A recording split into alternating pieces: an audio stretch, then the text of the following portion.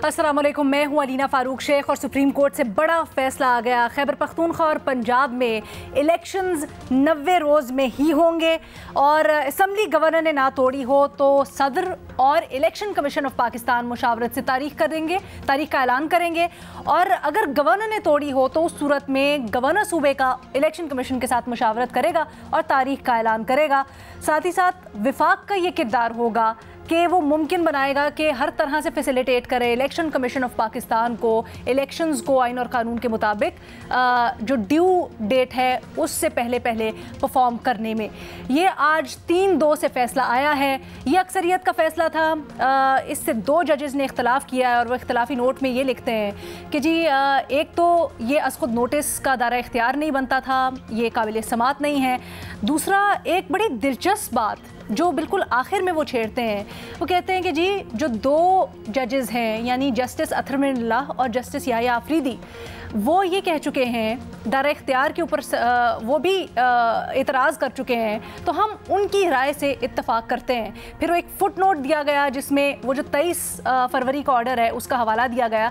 तो इसने एक बड़ी दिलचस्प सी सूरत हाल छेड़ दी है जिसका हुकूमत हवाला भी ले रही है और इसके ऊपर उज़र भी पेश कर रही है। ज़रा इसके बारे में आगे जाकर बात करते हैं और इसको एक्सप्लेन भी करूँगी। खैर, मौजूदा सूरत हाल के लिए अदालत ने अक्सरियती फ़ैसले में अहकामात कुछ यूँ दिए हैं कि अब पंजाब के इलेक्शंस के लिए सदर ECP के साथ मुशावरत के बाद तारीख का ऐलान करेंगे। खैबर पख्तूनख्वा के लिए गवर्नर और ECP साथ जोड़कर बैठेंगे और फिर तारीख का ऐलान करेंगे। और अगर जो मुकर्ररा 90 दिन थे यानी जब असम्बलियाँ तहलील हुई थी उनके बाद 90 रोज़ जो गुजर गए उसमें मुमकिन ना हो मौजूदा सूरत हाल में इंतखाबात करवाना, तो फिर अर्लीस्ट पॉसिबल डेट यानी कम से कम वक्त गुजारे बगैर जो भी डेट हो उसका ऐलान किया जाएगा। लेकिन दिलचस्प बात यह है कि सुप्रीम कोर्ट का फैसला आने के बावजूद, ये वजाहत आने के बावजूद अभी तक कोई डेट सामने नहीं आ सकी है। मुशावरत इसके ऊपर जारी है लेकिन इसके ऊपर अपनी अपनी इंटरप्रिटेशंस भी की जा रही हैं। फवाद चौधरी साहब ने गुफ्तगू करते हुए कहा कि ये तो मुत्तफिक का फैसला है इस पैराए में कि तमाम जजेस ने इत्तफाक ये किया कि 90 रोज़ के अंदर ही इलेक्शंस होने हैं, तो ये हमारी फतह है और बड़ा साफ साफ वाज़ेह सब कुछ सामने आ गया। अब बस इलेक्शन की डेट अनाउंस होनी है। लेकिन हुकूमती वज़ीर कानून, हुकूमती मावन खुसूसी जो वज़ीर आज़म के हैं और अटॉर्नी जनरल ऑफ पाकिस्तान इसके ऊपर एक दिलचस्प और मुनफरिद और मुख्तलिफ मौक़िफ़ अपनाते हैं। वो कहते हैं कि जी ये 4-3 के तनासुब से फ़ैसला है, यानी जो 2 जजेस यानी जस्टिस अतहर मिनल्लाह और जस्टिस याह्या आफरीदी जिन्होंने अपने आप को रिक्यूज़ कर लिया था इस बेंच से, वो उसको भी शामिल करते हैं, उनकी राय को भी शामिल करते हैं और कहते हैं 7 रुकनी बेंच है और उस हिसाब से ये फ़ैसला माना ही नहीं जा सकता। और फिर आगे बढ़ते हुए अताउल्लाह तारड़ साहब ने कहा कि हम जी इलेक्शंस के हामी हैं, इलेक्शन से हम भाग नहीं रहे हैं, लेकिन कुछ दीगर गौर तलब मामलात हैं जिनको देखना ज़रूरी है। तो अपने तजियाकारों से हमने आज सवाल यही पूछना है कि चलें इलेक्शन की तारीख तो अनाउंस हो ही जाएगी, उसके बारे में भी थोड़ी बात करेंगे, लेकिन ये जो सुप्रीम कोर्ट के फैसले के बाद हुकूमती मौक़िफ़ सामने आया है, जो उज़र पेश किया जा रहा है, क्या ये दुरुस्त है, हाँ या नहीं के ऑप्शन है हमारे तजियाकारों के पास। और जमा खातिर यहाँ पर यह भी कि अब से कुछ देर पहले पाकिस्तान उलमा काउंसिल की तरफ से एक एलामिया जारी हुआ है जिसमें ये कहा गया है, बल्कि इस्तदा की गई है गवर्नर और सदर साहब से कि जो इलेक्शंस की तारीख है वो 15 शवाल के बाद रखी जाए, रमज़ान के एहतराम को मद्देनज़र रखते हुए। तो हमें आज ज्वाइन करें मुनीफ फारूक साहब, शहजाद इकबाल साहब, हफीज़ुल्लाह न्याजी साहब, महमद सरफराज साहब और इरशाद भट्टी साहब भी हमारे साथ मौजूद हैं। हमारा 5 रुकनी बेंच जिसकी मुनीफ फारूक साहब, मैं चाहूँगी कि सबसे पहले कानूनी मामले को ज़रा स्टार्ट करते तो आप रहनुमाई हमारी कीजिएगा। एक तो ये फुट नोट हम लोगों ने देखा कि पढ़ा हुआ है कि US में बड़ी अमेरिकन जो अदलिया है वहाँ पर इसके बड़े चर्चे होते हैं, वहाँ पर इसके ऊपर बहस भी होती है, इख्तलाफ राय भी पाया जाता है। यहाँ पर अब फुटनोट का चर्चा पहली बार हुआ है। आप इसको कैसे देख रहे हैं, इसकी तशरीह जिस तरह की जा रही है हुकूमत की तरफ से उसको कैसे देख रहे हैं, और फिर हमारे लिए ये भी डिस्क्राइब कीजिएगा ये जो कम से कम ताख़ीर किए बगैर तारीख, इसको भी डिफ़ाइन कीजिएगा, आप आगे किस तरह देखते हैं। बहुत शुक्रिया। सबसे पहले तो ये जो मौजूद 5 रुकनी पैनल है आपका, मेरे नातवा कंधों पे इसकी सरबराही का कभी बोझ ना डालिएगा, क्योंकि जिस तरह की सरबराही अदालत उज़्मा में हो रही है, मैं नहीं चाहता कि तारीख मुझे ठुड्डों और बूटों से मेरा तवाज़ु करे। लिहाजा मैं तो नहीं चाहूंगा कि आप जैसे नकाद फिर तारीख के अंदर मेरी गत बनाए। लिहाजा मैं इख्तिसार से अर्ज करना चाहूंगा कि देखिए, एक निहायत ही, मैं सुबह से कह रहा हूँ, निहायत ही गैर मुतनाज़ा मामला, जिसे गैर मुतनाज़ा ही रहना चाहिए था कि इलेक्शन का इनेकाद 90 रोज में होना है अगर असेंबली पहली दलील हो, उसको हल करने के लिए निहायत मुतनाज़ा, बल्कि मुतनाज़ा तरीन अप्रोच अडॉप्ट की गई जनाब इज्जत माब चीफ जस्टिस साहब की जानिब से, जिनके फैसले ना सिर्फ अब अंडर स्क्रूटनी होंगे तारीख के और मुझ जैसे कम इल्म लोगों के, और बल्कि जो कॉन्डक्ट है वो भी तारीख जरूर एवेल्युएट करेगी। अब सवाल सिर्फ इतना है कि हुकूमत ये कह रही है कि ये बेसिकली इसके अंदर 3 जुडिशल ऑर्डर पास हुए थे इस तमाम समाअत के अंदर, तो लिहाजा अगर टोटल किया जाए तो 4 जजेस की 4-3 से ये फैसला आया है। अब मसला सिर्फ ये है कि हुकूमत का जो आर्ग्यूमेंट है, ठीक है, वो अपनी जगह, उसके अंदर वजन जरूर मौजूद है कि 2 जज साहबान पहले, एक तो 2 तो चले गए, रिक्यूज कर गए, 2 जज साहबान के नोट्स थे, उनको चीफ जस्टिस साहब ने उन्हें जवाबदीद पे छोड़ा, चीफ जस्टिस साहब की, चीफ जस्टिस साहब ने उन्हें बेंच में शामिल नहीं किया। समाअत ये करता रहा बेंच। और एक चीज जो बड़ी टेक्निकल है वो जहन में रखिए, हुकूमत ये कह रही है कि नहीं इसके अंदर 4-3 से फैसला आया है। सवाल ये है कि जब आप खुद लिख देते हैं फैसले के अंदर कि 5 मेंबर बेंच कॉन्स्टिट्यूट हुआ, तो फिर वो 5 मेंबर बेंच ही होगा जिसने इस मामले को मंतकी अंजाम तक पहुंचाया। ये मेरी अंडरस्टैंडिंग है, बहुत से कानूनी माहिर शायद इससे इख्तिलाफ करें, लेकिन जब लफ्ज कॉन्स्टिट्यूट इस्तेमाल हो गया तो उसका मकसद यही है कि जो फाइनलिटी है वो उन 5 मेंबर बेंच ने ही देनी थी। अब उसको किस तरह से उसका इंतखाब हुआ, उसमें कौन कौन शामिल है, वो एक अलग बात है। अब जो बातें लिखी गई हैं जनाब मंदोखेल साहब की जानिब से और जनाब मंसूर अली शाह साहब की जानिब से, वो बहुत अहम है। एक बदतरीन तारीख आज भी रकम हुई कि आपने आज खुद नोटिस लिया, वो भी एक निहायत ही इररिलेवेंट मामले को आपने 2 जज साहबान जो के बाद में खुद में रिक्यूज कर गए, उनके नोट के ऊपर आपने एक सो मोटो लिया, उसको आपने 184(3) के तहत एंटरटेन किया और आपने उसके ऊपर एक फैसला सुना दिया। अब उसके ऊपर सबसे बड़ा एतराज ये है कि जब मामला ज़ेरे समाअत हो कॉन्स्टिट्यूशनल कोर्ट्स के अंदर, यानी हाई कोर्ट्स के अंदर, तो आप एक अपीलेट फोरम जो है उस सिरे से नहीं उड़ा देते कि भाई आओ हम डिसाइड करते हैं। नहीं, नीचे फैसला हो, बल्कि एक फैसला हुआ भी जिसके खिलाफ इंट्रा कोर्ट गई पंजाब हुकूमत या लाहौर हाई कोर्ट से, आप ये चले गए और उसका नतीजा क्या निकला? उसका नतीजा कंट्रोवर्सी है, मजीद कंट्रोवर्सी है। आज ये फैसला हमारे सामने आ चुका है। अब हुकूमत इसको जो मर्जी तशरीह दे दे, लेकिन इसका नेट रिजल्ट यही है मेरे मुताबिक कि जो फाइनलिटी थी, क्योंकि लफ्ज कॉन्स्टिट्यूट ज़हन में रखिएगा, लफ्ज कॉन्स्टिट्यूट इस्तेमाल हुआ, लिहाजा वो एक अहमियत शामिल है। बाकी दूसरी बात यह है कि मंसूर अली शाह साहब, मंदोखेल साहब के बहुत अहम रिमार्क्स हैं, बड़े इंस्ट्रक्टिव हैं और वो दुरुस्त हैं कानूनी तौर पर और आईनी तौर पर। लेकिन इशू सिर्फ ये है कि अब आप ये नहीं कह सकते कि हम 2+2 करेंगे और ये 3 माइनॉरिटी पे चले जाएंगे। आज जिन्होंने फाइनल फैसला दिया है उसमें सामने समझ यही आती है उस फैसले को पढ़ने के बाद कि 3-2 से फैसला आया है। और मंसूर अली शाह साहब का भी जो फैसला है या उनका भी जो उन्होंने लिखा है, ऑर्डर लिखा है अपना बाकायदा, देखिए वो that is part of the record, वो पूरे केस के रिकॉर्ड का हिस्सा है। ये 2 नोट्स भी और 2 और नोट्स भी, ये जरूरी नहीं है कि वो उनको ऐसे लिया जाए कि नहीं वो फैसला है और वो ऐसा होता ऑपरेशनल पार्ट के तौर पे उनको नहीं लिया जाएगा, अमल दरामद करने वाले पार्ट के तौर पे उनको नहीं लिया जाएगा। अच्छा, अब ये बताएं हमें थोड़े सियासी मामलात की तरफ भी आते हैं, क्योंकि सियासतदान हमारे इसके उज़्र पेश कर रहे हैं और मुख्तलिफ पॉसिबिलिटीज़ निकाल रहे हैं। जैसे मैंने जिक्र किया इब्तिदाइये में, अताउल्लाह तारड़ साहब कहते हैं कि कुछ दीगर मामलात हैं उनको देखना बड़ा ज़रूरी है। क्या आप एक्सपेक्ट कर रहे हैं अब आगे तारीख इलेक्शन की आ जाएगी? और अगर आ जाएगी, आप दोनों सूबों में अलग और विफाक में अलग इलेक्शंस होते हुए देख रहे हैं, या how do you anticipate the situation अब आगे? देखिए, पंजाब की हद तक तो मैं समझता हूँ अभी भी क्लैरिटी नहीं है, क्योंकि देखिए जिस चीज को तकवीयत दी गई है इस ऑर्डर से, वो ये कि सदर मुमलिकत, क्योंकि गवर्नर ने साइन नहीं किए थे पंजाब में, तो यहाँ गवर्नर साहब और इलेक्शन कमीशन मशावरत करेगा, वो के उसके अंदर भी हुक्म है। लेकिन चले मान भी लिया जाए तो आप सेक्शन 57 को पढ़ते हैं तो उसके साथ 58 भी पढ़िए 58 तो फिर ये कहता है कि इलेक्शन कमीशन के पास ये इख्तियार है कि अगर वो प्रोग्राम ऑफ इलेक्शंस को तब्दील करना चाहे तो वो सिर्फ सदर को मुतला करेगा।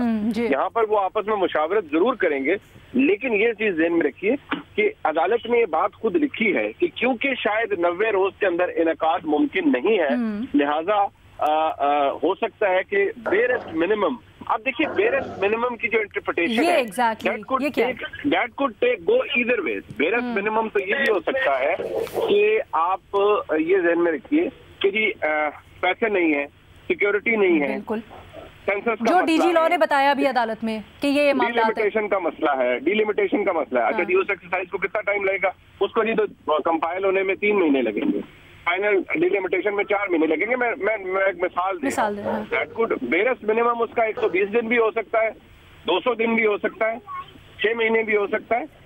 That is subject to the interpretation of the existing circumstances। तो यानी आपके ख्याल में अभी तक जो हुकूमत उज़र पेश कर रही है वो दुरुस्त है, अगर इस तरह की वाकई में मसले मसाइल हैं तो?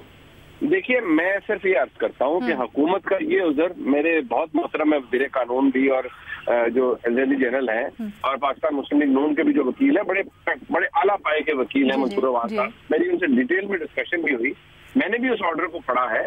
देखिए उनकी तशरीह ये है कि 2+2 है, यानी पुराने नोट्स को आप आज के नोट के साथ मिलाइए। सर चलिए वो 2+2 तो पीछे रह गया, अब तो मैं इस चीज के ऊपर कर रही हूँ, ये जो दरमियान में अदालत ने छोड़ी है ना एग्जीक्यूटिव्स के ऊपर मामला कि जी बेरेस्ट मिनिमम आप जो है ना टाइम ज़ाया किए बगैर जो भी कम से कम मुकर्रर वक्त है उसमें इलेक्शंस कर दें, तो इसके ऊपर जो उज़र पेश किया जा रहा है बहुत से ज़मीनी हकायक भी हैं। शहजाद से पूछ लेते हैं, उनकी राय। मुनीब हमारे साथ ही रहेगा क्योंकि मैं चाहूँगी कि दरमियान में जो हमारे पॉइंट्स हो, अगर हम कहीं गलत हो हमारी रहनुमाई कीजिएगा, इंटरजेक्ट कीजिएगा।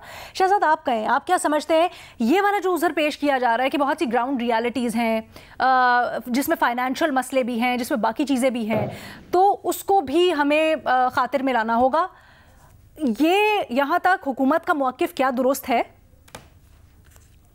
बहुत शुक्रिया अलीना। पहले तो मैं ज़रा इस पर बात करना चाहूँगा, जो हुकूमत ने आज लॉ मिनिस्टर अटॉर्नी जनरल साहब ने इंटरप्रिटेशन दी अपनी कि 4-3 से एक्चुअली पिटिशन डिसमिस हो चुकी है, और आपने कुछ लफ्ज़ इस्तेमाल किए कि बहुत ही दिलचस्प और मुनफरिद सूरत हाल पैदा हो गई है। मेरे नज़र में तो लफ्ज़ों का चुनाव मैं थोड़ा सा मुख्तलिफ करूंगा। मेरे ख्याल से जो इंटरप्रिटेशन उन्होंने दी है 4-3 वाली, वो इलॉजिकल है, गुमराह कौन है और बहुत ही फजूल है, क्योंकि जो कोर्ट का ऑर्डर है वो बड़ा वाज़े है। पहली 2 लाइन पढ़ लें जिसमें लिखा हुआ है बाय अ मेजॉरिटी 3-2, आगे उन 2 जजेस का नाम दिया हुआ है जो डिसेंट कर रहे हैं। इस फैसले में भी लिखा हुआ है और जो आप कह रही हैं फुटनोट्स उसमें भी लिखा हुआ है कि the bench is reconstituted as a 5 member bench. तो जब ये चीजें वाजे हैं तो आप इसको 3-2 का फैसला कहेंगे ना, आप इसको 4-3 का कहेंगे ना। फवाद चौधरी साहब जो अपनी एक इस्तिलाह दे रहे हैं, एक अपनी इंटरप्रिटेशन दे रहे हैं कि 5-0 है, ना 5-0 है ना 4-3 है, ये फैसला 3-2 है। अब उसके बैकग्राउंड में हम बहुत सारी बातें ऑलरेडी 3 दिन से कर रहे हैं। बहुत बेहतर होता फुल कोर्ट ये फैसला देता ताकि इसमें कोई कंट्रोवर्शियल चीज ना होती, क्योंकि एक बड़ा स्ट्रेट फॉरवर्ड क्वेश्चन था। 90 दिन के अंदर इंतखाबात होने हैं और इसका फैसला किसने करना है? इलेक्शन कमीशन ने करना है, प्रेसिडेंट ने करना है या गवर्नर्स ने करना है? बड़ा स्ट्रेट फॉरवर्ड क्वेश्चन था, इसको कंट्रोवर्शियल बनाने की जरूरत नहीं थी। और अगर फुल कोर्ट नहीं बनाना था, 9 मेंबर बेंच होना था, तो सीनियर मोस्ट को आप लेके बना देते। ज्यादा से ज्यादा क्या फैसला आ जाता? लेट्स इस पे थोड़ा सा बात कर लेते हैं। एक फैसला तो वो है मेजॉरिटी का जो इस वक्त हमारे सामने आया है कि election commission of Pakistan president से बात करे, मुशावरत करे और डेट का ऐलान करे। दूसरा फैसला क्या आ जाता? वो यही आता जो 2 जज साहबान ने डिसेंट किया है कि ये 184-3 का मामला नहीं है। हो सकता है कि अगर इसमें फुल कोर्ट होता या कोई दीगर जजेस होते वो भी शायद इस बात से इत्तेफाक करते कि 184-3 का मामला नहीं है। वो ये तो नहीं कहते ना कि 90 दिन के अंदर इलेक्शन नहीं होने या किसी ने तारीख नहीं देनी या गवर्नर नहीं दे रहा, ये तो नहीं अडॉप्ट करते ना। वो भी ये टेक्निकल रीजन नहीं देते ज्यादा से ज्यादा कि 184-3 का केस नहीं है। लेट्स सपोज अगर 184-3 का केस नहीं होता, मेजॉरिटी ये कहती जजेस की, अगर कोई डिफरेंट बेंच होता तो फिर क्या होता? आज मंसूर अली शाह साहब ने और मंदोखेल साहब ने क्या कहा है कि क्योंकि ये पेंडिंग है हाई कोर्ट्स में तो हाई कोर्ट 3 दिन में फैसला करे। अब हाई कोर्ट तो पहले ही फैसला कर चुकी है कि इलेक्शन की डेट गवर्नर ने देनी है इलेक्शन कमीशन ऑफ पाकिस्तान से मिलकर, यही कहा है ना हाई कोर्ट्स ने। तो फिर क्या होता? अगर मैं इसीलिए कह रहा हूं कि जजेस का जो एतराज है ना वो टेक्निकल बुनियाद पर है, वो सब्सटेंस पे नहीं है, वो केस की मेरिट पर नहीं है। तो अगर ये हाई कोर्ट 3 दिन में फैसला कर देते तो ज्यादा से ज्यादा जो हम कह रहे हैं कि 90 के दिन, अब शायद 95 दिन में इलेक्शन हो, वो 98 डेज में हो जाते। क्योंकि और कोई तो फैसला एक्सपेक्टेड नहीं था। इसीलिए इस फैसले को मजीद नॉन कॉन्ट्रोवर्शियल बनाने के लिए, एक स्ट्रेट आंसर लेने के लिए सीनियर मोस्ट जजेस का बेंच बन जाता है तो बड़ी आसानी हो जाती है। दूसरी आप बात नहीं, आपने ये जो मैं साथ ही अपना एक सवाल उठा लूं, उसके बाद आप दूसरा जो डेडलाइन है उसके हवाले से कहा गया है कि अगर उसमें भी देखें ना, पूरा पैराग्राफ क्या है कि 90 दिन के अंदर इलेक्शन होने, लेकिन क्योंकि टाइम ऑलरेडी बहुत गुजर चुका है, लिहाजा इमीडिएटली डिसीजन लिया जाए, कंसल्टेशन की जाए और फौरी फैसला दिया जाए। उसका इस पैराग्राफ का स्पिरिट तो यही है ना कि क्योंकि 7-8 दिन डिले हो चुके हैं, जो 52-53 डे का प्रोसेस इलेक्शन, क्योंकि उसमें ताखीर से शुरू होगा तो ताखीर से खत्म होगा। लिहाजा अगर 90 की बजाय 95-97 डेज होते हैं तो वो हो जाए, लेकिन क्योंकि उसको थोड़ा सा वेग छोड़ दिया है तो इसलिए लिहाजा ये इंटरप्रिटेशन भी की जा रही है कि शायद वो 4 हफ्ते हो जाए, चाहे वो 4 महीने हो जाए। मुझे लगता है कि इस तरह नहीं है अब ये, लेकिन क्योंकि हुकूमत इस मोड में है कि हमने इलेक्शन करवाना ही नहीं है, कभी सेंसस आ जाता है, कभी सिक्योरिटी आ जाता है, कभी अखराजात आ जाते हैं, और कभी वो कहते हैं कि देखें ये 4-3 का फैसला है तो इस पे तो हम मानेंगे ही नहीं। तो ये सारी चीजें मेरे ख्याल से गलत है। और अब तो क्योंकि ये फैसला 3-2 आ चुका है, इस पे अब ये 4-3 वाली दलील देके इसको नहीं इंप्लीमेंट करेंगे तो ये तो कंटेम्प्ट ऑफ कोर्ट का केस बन जाएगा ना, क्योंकि एक फैसला है, उसको ऑर्डर को इंप्लीमेंट करना है, तो इसमें तो कोई दो ऑप्शन ही नहीं है। तो मेरे ख्याल से ये हम क्वेश्चन पे तो कर सकते हैं क्योंकि हुकूमत ने एक मौक़िफ़ उठाया, बट अदरवाइज तो इसमें कोई सब्सटेंस ही नहीं, कोई लॉजिक ही नहीं है कि 4-3 का फैसला है। कंटेम्प्ट ऑफ कोर्ट से मुताल्लिक तो मेरी मुख्तलिफ राय, कुछ सवालात हैं जिससे मुताल्लिक मैं आगे जाके क्लैरिफाई भी करते हैं। क्या आप इसको मैलिफाइड इंटेंट कहेंगे हुकूमत की, जिस तरह की अभी राय सामने आ रही है? नहीं, मैलिफाइड ही तो नहीं है मेरे ख्याल से, वो तो बड़ा खुलकर ये बात कर रहे हैं कि हम इलेक्शन नहीं चाहते। राना सनाउल्लाह साहब कह चुके हैं कि 2 सूबाई असेंबलियों में इलेक्शन पहले नहीं होंगे, हम साथ करवाएंगे इलेक्शन। तो मैलिफाइड ही क्या है, वो तो अपनी इंटेंशन जाहिर कर चुके हैं। उनकी ख्वाहिश जो भी हो वो गैर आईनी ख्वाहिश है, वो आईनी ख्वाहिश तो नहीं है। हाँ, आज जो ये 4-3 करके कर रहे हैं ये मेरे ख्याल से बट सर वो अपनी ख्वाहिश के पीछे एक सियासी तो मसला अलग हो गया ना, जो इसहाक डार साहब ने कहा था कि जी हमें पॉलिटिकली जो कैपिटल लूज किया उसको गेन करने का टाइम होना चाहिए, लेकिन एक और भी वो उज़र पेश करते हैं, वो ये कहते हैं मुझे ब्रेक लेने का इजाजत दीजिएगा। एक तो वो ख्वाहिश हो गई, दूसरी ख्वाहिश ये भी है उनकी, और उज़र जो उसके लिए पेश करते हैं वो कहते हैं कि जी हमारे पास रिसोर्सेज नहीं है, इलेक्शन कमीशन को देने के लिए रिसोर्सेज नहीं है, ना माशी तौर पर, ना हमारे पास फोर्सेज हैं जो सिक्योरिटी के लिए फराहम करनी है। तो इसके भी जरा जायजा लेंगे, एक छोटी सी ब्रेक लेते हैं, उसके बाद वापस आते हैं। हुकूमत कह रही है कि जी हम इलेक्शंस के हामी हैं, इलेक्शन से भाग नहीं रहे, लेकिन दीगर गौर तलब मामलात हैं जिनको देखना ज़रूरी है। अब तारीख का इंतज़ार किया जा रहा है, इसके ऊपर मुख्तलिफ क्वार्टर्स से मुख्तलिफ राय आ रही है। नियाज़ी साहब, आपकी क्या राय है? पाकिस्तान उलमा काउंसिल ने ये भी दरख्वास्त की है कि रमज़ान का एहतराम किया जाए और 15 शवाल के बाद तारीख दी जाए, इसको भी जमा खातिर कर लीजिएगा। और जो हुकूमत अब इसकी तौजीह पेश कर रही है कि जी ग्राउंड रियलिटीज़ को देखना बड़ा ज़रूरी है सूबाई इलेक्शंस में, आप इसको किस तरह देखते हैं? क्या सही बात कह रहे हैं? सबसे अच्छा सवाल आपने डाइवर्ट किया है।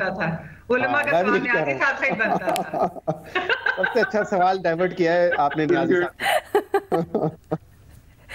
अलीना, ये इस मुल्क की कितनी बड़ी बदकिस्मती है कि हम तो इस मुल्क के साथ ही बड़े हुए हैं कि जब भी किसी बहरान से निकलने की, उसको हल करने की कोशिश की है तो कई बहरान पैदा हो गए।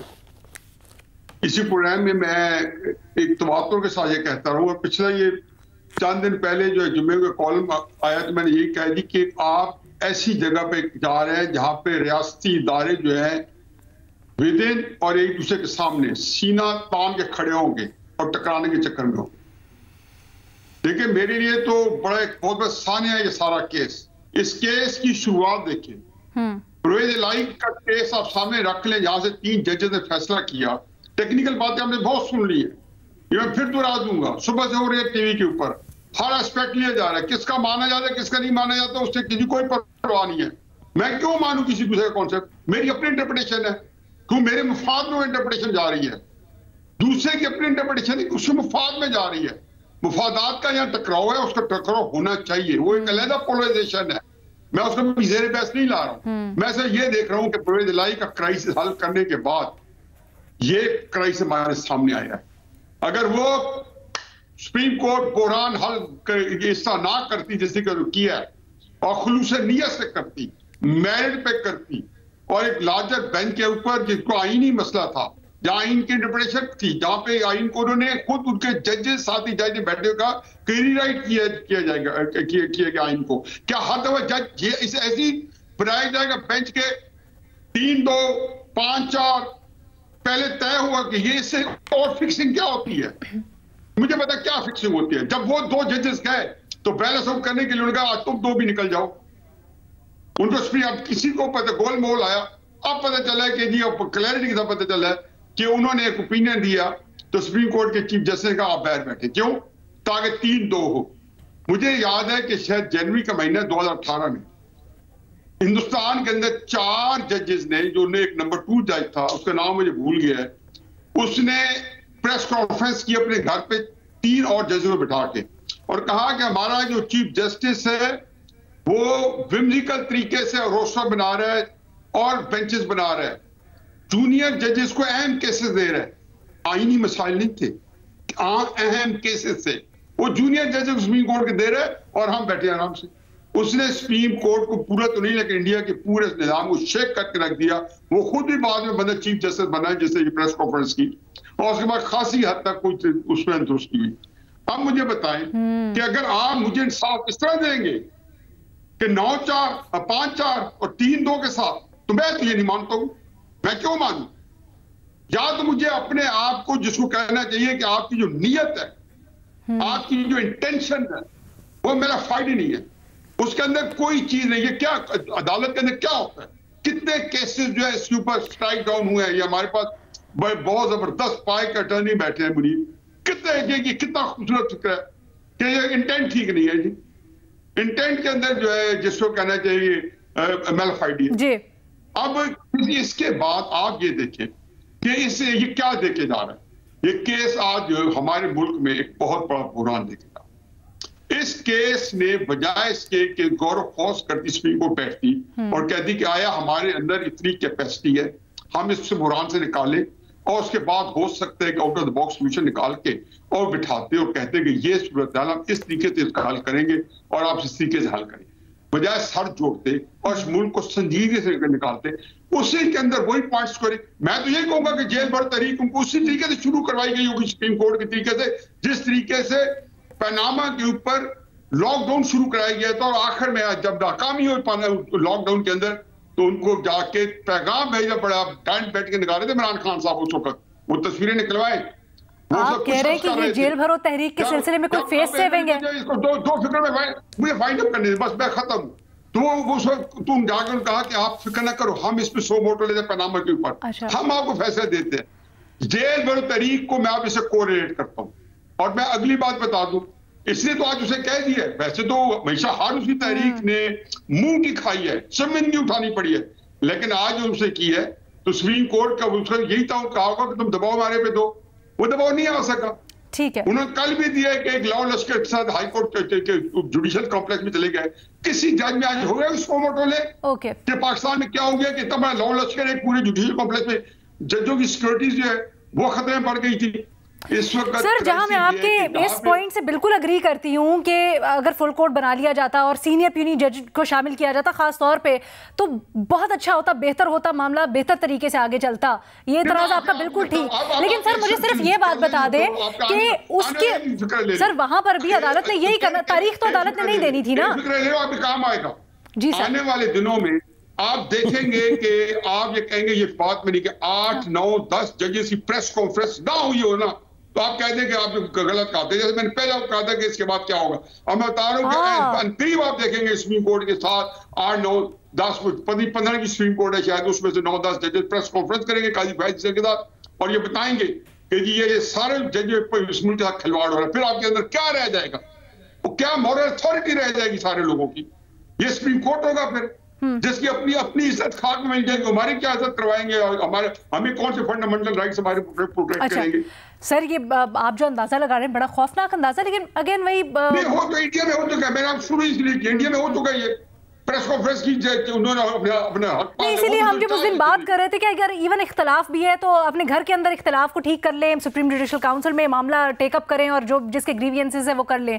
बट मेरा फिर भी सवाल ये है कि जहां मैं आपकी इस बात से अग्री करती हूँ कि फुल कोर्ट बनना चाहिए था इसके ऊपर, द मोर द मेरियर, लेकिन उन्होंने भी तारीख ही देनी थी ना, तारीख तो नहीं देनी थी ना, उन्होंने भी इन्हीं सवालात को एड्रेस करना था कि जी ये मामला किस तरह से हल किया जा सकता है। भट्टी साहब, तो इस बेंच ने भी इन तीनों सवालों का आपको जवाब दे दिया कि आगे किस तरह से निकलना है। अब आप किस तरह से देख रहे हैं? क्या आप समझते हैं कि ये आगे मजीद चीज़ों को गंभीर करेगा? और सियासी पहलू मुझे खास तौर पे इसका बताइएगा भट्टी साहब, ये जो हुकूमत कह रही है अभी, आप देख रहे हैं इलेक्शंस होते हुए मुस्तकबिल करीब में, या फिर आपको लगता है कि विफाक और सूबों के इलेक्शंस एक साथ ही होंगे? मैडम शेख, अगर आज के पूरे दिन का खुलासा करें तो सुप्रीम कोर्ट मुल्क की सबसे बड़ी अदालत कह रही है कि 90 दिन में इलेक्शन करवाएं, और हुक्मरान इत्तेहाद कह रहा है कि नहीं करवाने 90 दिन में इलेक्शन। और दूसरी बात कि हुक्मरान इत्तेहाद वो है जिनकी हिस्ट्री है अदलिया को तकसीम करने की, अदलिया पर हमला आवर होने की, अदलिया को ब्लैकमेल करने की, और अदलिया को पर दबाव डालकर मनपसंद फैसले लेने की। तीसरी बात यह है कि गवर्नर्स, इलेक्शन कमीशन और हुक्मरान इत्तेहाद ने एक सीधे साधे मसले को आईनी बुरान में बदला, और मुल्क को का पहले ही सवा सत्यानाश हो गया था, अब 1.5 सवा सत्यानाश हो गया। चौथी बात, ये जो हुक्मरान इत्तेहाद का मज़का खेज़ है, ये बचगाना है मौक़िफ़ और गुमराह कुन है मौक़िफ़।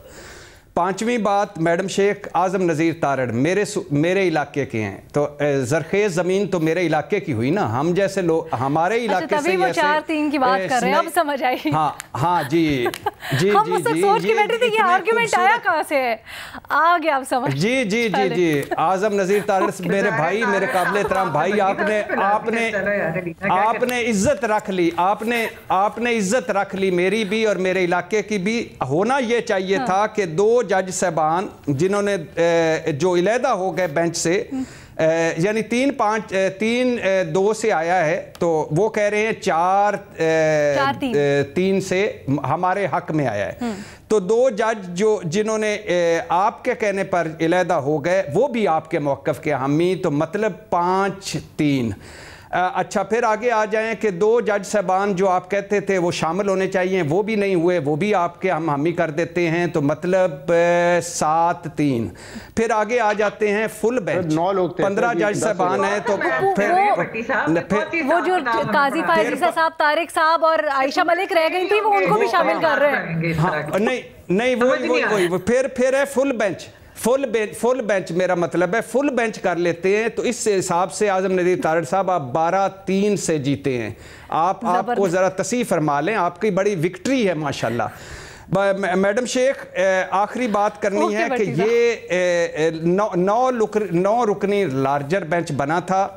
हुक्मरान इत्तेहाद ने 2 जजेस पर एतराज़ उठाया था और फुल बेंच बनाने की इस्तदा की थी।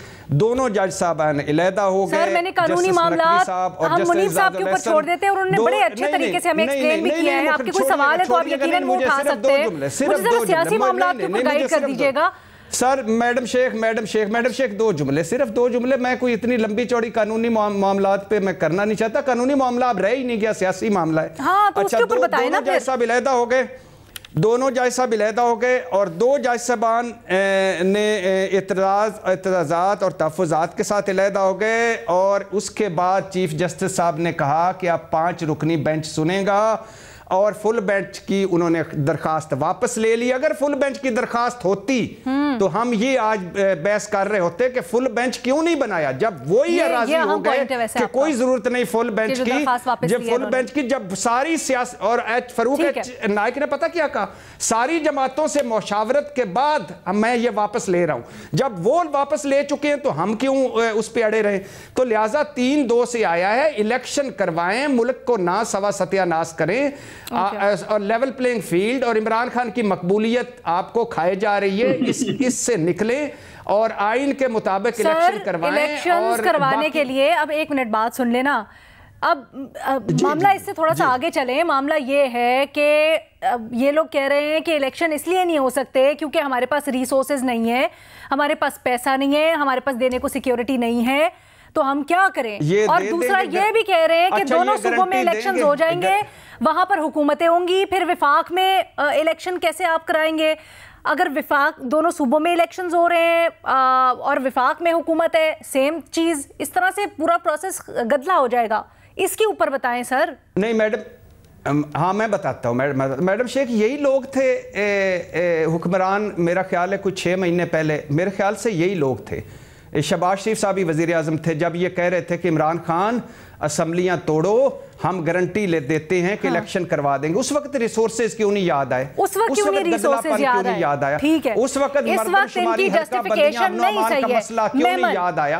कल फवाद चौधरी साहब ने अदालत में कहा कि अगर आगे बढ़ाने दिए किसी भी वजह से, 4 महीने बाद क्या गारंटी है कि ये सारी चीजें हल हो जाएंगी? 4 महीने बाद गारंटी दे दें। ओके ठीक है, भट्टी साहब आपका पॉइंट आ गया। हाजिर होंगे एक छोटी सी ब्रेक के बाद। ब्रेक के बाद खुशामदीद। महमल, किस तरह से आप आज फैसला आया है, इसके अंदर बहुत सारे लीगल एक्सपर्ट्स भी और हमारे फाजिल बेंच ने, यानी कि रिपोर्ट कार्ड के 5 मेंबर बेंच में भी ये बात उठाई गई है कि इसके अंदर क्लैरिटी नहीं है, वेग है, एम्बिगुअस है, कंट्रोवर्शियल है। एक ऐसी चीज को उन्होंने जिस तरह इसके अंदर काफी ज्यादा जो है वो लूप होल्स भी हैं। तो मैं वैसे ये बात करती जाऊं कि ये जो अदालती फैसलों की एक तारीख है और इसके ऊपर बहुत सारी लीगल फ्रेटर्निटी के अंदर भी और सियासतदान भी जो है, पॉलिटिकल पार्टीज भी इसके ऊपर सवालात उठा रही हैं। उसकी वजह क्योंकि आज तक इतना कुछ जो हुआ है, जो एक सियासत में हंगामा हुआ है, वो अदालती फैसलों की वजह से हुआ है और उसके बड़े सीरियस रेपरकशंस हुए हैं। वो पैनामा का फैसला हो जिसकी वजह से आज तक नवाज शरीफ साहब जो है वो उनकी लाइफ टाइम डिस्क्वालिफिकेशन का फैसला हो, वो 63A की री इंटरप्रिटेशन का फैसला हो, जिसके अंदर आप देखिए कि इस तरह के फैसले हुए कि एक तरफ ये फैसला होता है कि मियां नवाज शरीफ जो है वो अपनी पार्टी के हेड नहीं बन सकते, यानी वो उसको लीड नहीं कर सकते क्योंकि वो जो है सादिक और अमीन नहीं रहे। इसलिए हमने देखा कि उन्होंने जो सेनेट की टिकट्स भी दी हुई थी वो भी जो है नल एंड वॉइड हो गई थी। आपको अगर याद हो, मैं माजी की थोड़ी सी चंद साल पहले की बात ही कर रही हूँ। फिर हम 63A देखते हैं। 63A की जब रीइंटरप्रिटेशन की जाती है तो उसके अंदर ये बताया जाता है कि क्योंकि पार्टी हेड के नाम का आप जो है वोट लेकर आए हैं, उनकी वजह से आज आप पार्लियामेंट के अंदर बैठे हुए, तो आपका तो फिर वोट नहीं काउंट होगा कि आप उनके खिलाफ किस तरीके से वोट दे सकते हैं। फिर जब हम देखते हैं कि अच्छा पार्टी हेड यानी चौधरी शुजात हुसैन अगर कहते हैं कि नहीं फिर आप इनको वोट ना दें, फिर भाई साहब को, हमजा को दे दें, तो फिर कह देते हैं नहीं पार्टी हेड तो कुछ भी नहीं कर सकता, ये तो फिर जो है ये पार्लियामानी पार्टी लीडर मेजोरिटी ये वो सारा कुछ चल जाता है। अच्छा, इतनी ज्यादा कॉन्ट्रडिक्शंस हैं इन फैसलों के अंदर कि जिसकी वजह से बहुत ज्यादा सियासी बहरान पैदा हुआ है। अगर हम आज ये कहेंगे कि जी ये सियासी बहरान जो है ये तो और वजूहात की वजह से नहीं है, अदालती फैसलों की वजह से है। आज भी आर्टिकल, मैं बात कंप्लीट कर लूं, आर्टिकल 63A की रिव्यू पिटिशन आज भी पड़ी हुई है।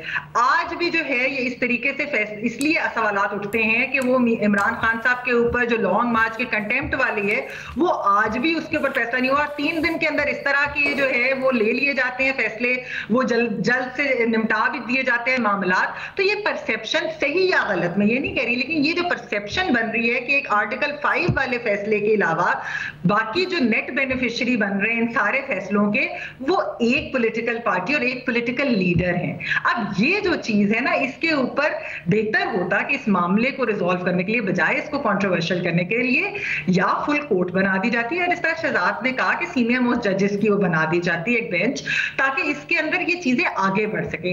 इन फैसलों का एक बहुत मैसिव इंपैक्ट है। तो इसे माजरत के साथ अगर ये परसेप्शन बन रही है कि ये कानून जो है वो एक पार्टी के लिए अगर आप सही फैसला करते हैं, कानून के मुताबिक करते हैं, वो उन्हें बेशक बेनिफिट दे, ठीक है, कोई उसमें ऐसी बात नहीं है, लेकिन ऐसे नहीं हो सकता कि कवानीन जो है या आइन री इंटरप्रेट हो आप उसी पार्टी को दोबारा फायदा देने के लिए, लेकिन जो पिछले रॉन्ग्स हैं उनको आप राइट नहीं करते। तो ये जो चीज है ना, मेरे ख्याल में मौजिज अदालत को, मौजिज अदलिया को, जुडिशरी को, फाजिल जजेस को इसके ऊपर सोचना चाहिए। क्या वजह है कि उनके अपने मेंबर्स जो हैं, उनके अपनी सुपीरियर जुडिशरी के लोग आज सवालात उठा रहे हैं। आप बिल्कुल दुरुस्त कह रही हैं और ये होना चाहिए। इसके ऊपर हम पहले भी बड़ी बात कर चुके हैं कि अगर आगे रियासत को चलना है तो फिर सारे जो उसके सतून है उनको इंट्रोस्पेक्शन भी करनी होगी, वक्त आ गया है। लेकिन मुझे थोड़ा सा ये बताएं कि अब इस मामले को आप आगे किस तरह से बढ़ता हुआ देख रही हैं? कल फवाद चौधरी साहब ने यह कहा कि अगर 90 डेज से आगे मामला बढ़ाने तो पार्लियामेंट के अंदर इसके ऊपर मुशावरत हो सकती है, एक इशारा दिया गया। क्या आप ये समझती हैं कुछ वहां पर कंसेंसस बिल्डिंग मेजर्स होंगे और आगे चलेंगे इस तरीके से? अगर देखिए जायज भी है मैं तो मामला। जी देखिए, मैं तो वैसे ही पहले दिन से कह रही हूँ, ये एक सियासी मामला था जो सियासतदानों को, सियासी जमातों को ही आपस में हल करना चाहिए था। ये मामला डायलॉग तक ही होना चाहिए था। ये अदालत ने जिस तरीके से किया, और जैसे मैंने पहले कहा कि अदालत जब इस तरह के सियासी फैसले लेती है तो उसके बहुत बड़े रिपरकशंस होते हैं। हमने देखा है कि उसकी वजह से क्या क्या उजर हुए। मतलब एक हुकूमत सुबाई चलेगी ना पंजाब की, अगर 63A की री इंटरप्रिटेशन की वजह से अगर वो पहले पता होता तो क्या नून लीग जो है वो पीटीआई के लोगों से वोट लेती?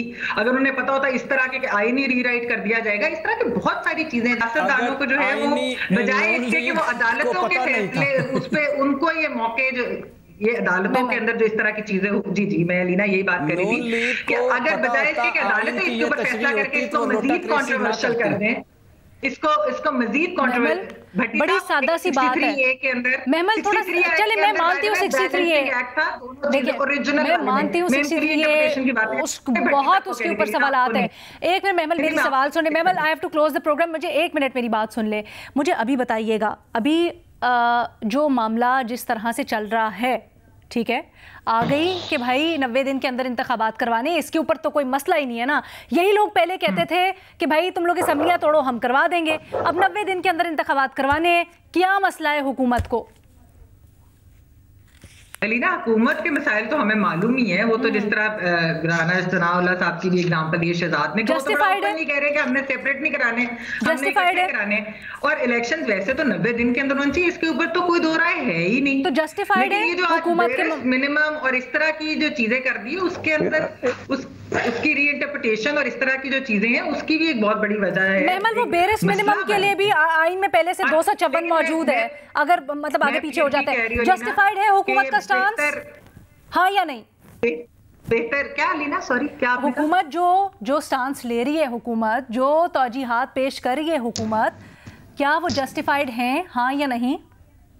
लीना देखिए, ये इस तरह की जस्टिफिकेशन जो दी जा रही है, बात ये है कि 90 डेज के अंदर तो इलेक्शन कराने ना आइन के अंदर है, तो आइन से बालातर तो बात नहीं कोई करनी चाहिए।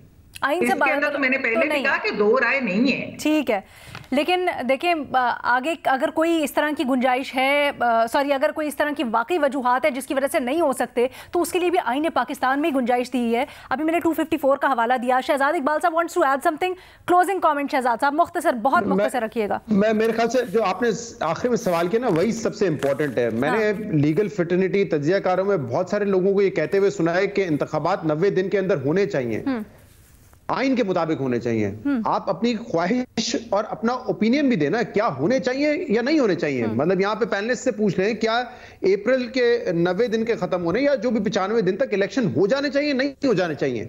यही सवाल नून लीग से करने का है, हो जाने चाहिए, नहीं होने चाहिए। अब फैसला सुप्रीम कोर्ट ने किया, उसके बेंच के हवाले से हम बात कर चुके हैं, कॉन्ट्रोवर्शियल फजूल में बना दिया गया मामला। लाहौर हाईकोर्ट भी कह चुका है, मतलब हर जिस अदालत में जाएंगे, जिस इंटरप्रिटेशन को भी ले लेंगे, वो यही बात होगी। चाहे आप इसमें 63A को आप लेकर आ जाएं या आप पनामा को लेकर आ जाएं, फैसला तो यही है कि इलेक्शन तो इस वक्त होने हैं ना। और अलीना बात वो कर रहे हैं ना, दूसरा इसमें एक चीज ये भी इंपॉर्टेंट है कि यार देखें, ये सारे बाय इलेक्शन जो नवाज शरीफ साहब की अभी जो मरीम नवाज साहब भी कहती है कि पनामा का फैसला रिवर्स हो, नवाज शरीफ को इलेक्शन लड़ने की इजाजत हो, वो उनको गलत तरीके से नाअहल किया गया, इसको कानूनी तौर पर रिवर्स किया जा सकता है, बिल्कुल करें। लेकिन 2018, 19, 20 में 21 में सारे बाय इलेक्शन जीती है नून लीग। तो क्या आज जो पार्टी इलेक्शन में नहीं जाना चाह रही, वो इसलिए नहीं जाना चाह रही क्योंकि नवाज शरीफ को नाअहल किया था और वो पार्टी की सदारत नहीं कर सकते? नहीं, पार्टी इसलिए इलेक्शन में नहीं जाना चाह रही क्योंकि शहबाज शरीफ साहब की हुकूमत ने और बिलखसूस उनके फाइनेंस मिनिस्टर इसहाक डार साहब ने पार्टी का पॉलिटिकल कैपिटल तबाह कर दिया है, क्योंकि फैसले नहीं किए, मतलब फैसले किए गलत किए। और आपने इसहाक डार साहब कह रहे हैं, एक मिनट, आपने कहा इसहाक डार साहब कह रहे हैं मजीद वक्त दे दें पॉलिटिकल कैपिटल गेन करने का। खुदारा नून लीग इस बारे में सोचे कि गेन करेंगे या मजीद कैपिटल लूज करेंगे, क्योंकि अक्टूबर के बाद जो तमाशा हमने लगाया मईशत का, मेरे ख्याल से पाकिस्तान की कान दूसरी तरफ से पकड़े हैं ना। अब तो वो ये कहते हैं कि जी हमारे पास इलेक्शन कमीशन के साथ वो कहते हैं जी हमारे पास रिसोर्सेज ही नहीं है, हम नहीं कर सकते। बहरहाल हमारे पैनल की आपने इसके ऊपर राय सुनी, माजरत के साथ महमल मेरे पास टाइम खत्म हो गया है, इसीलिए मैं आप लोगों से दरख्वास्त कर रही थी कि प्लीज़ अपना तज्जिया छोटा रखा करें इनिशियल, ताकि हम लोग इसके ऊपर बहस कर सकें। प्रोग्राम में इतना ही, लेकिन क्योंकि मामला आगे आने वाले दिनों में भी कंटिन्यू होगा तो हम इसके ऊपर बहस करते रहेंगे। इजाज़त दीजिए अभी, अल्लाह हाफ़िज़।